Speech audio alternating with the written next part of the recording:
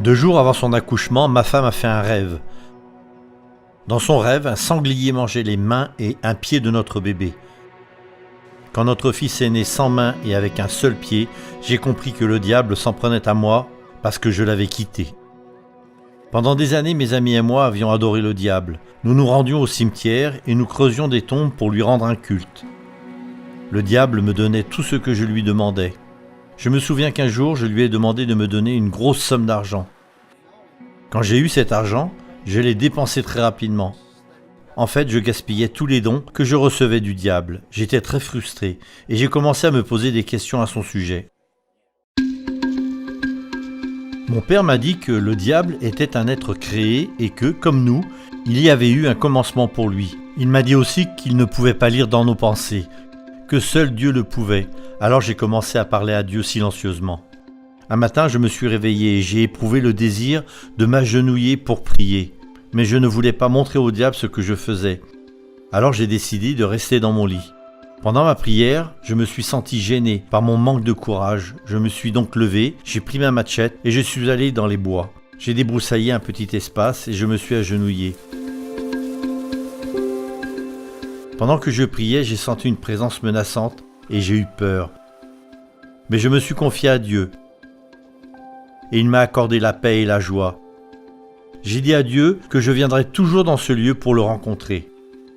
Plus tard, j'ai demandé une Bible à mon père et il me l'a donnée, ainsi que la tragédie des siècles d'Ellen White.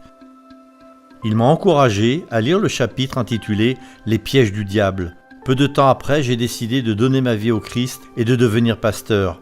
C'est alors que le diable s'en est pris à moi par l'intermédiaire de mon bébé. Mais le diable ne pouvait pas m'empêcher de consacrer ma vie au Christ et en dépit de toutes les épreuves et des difficultés, ma famille et moi sommes arrivés à la faculté de théologie d'Omora en Papouasie-Nouvelle-Guinée. Ici à Omora, ma vie a beaucoup changé. Le Seigneur répond à tous les besoins de ma famille. Je ne suis plus effrayé et hésitant comme dans le passé. Je sais que Dieu est avec moi.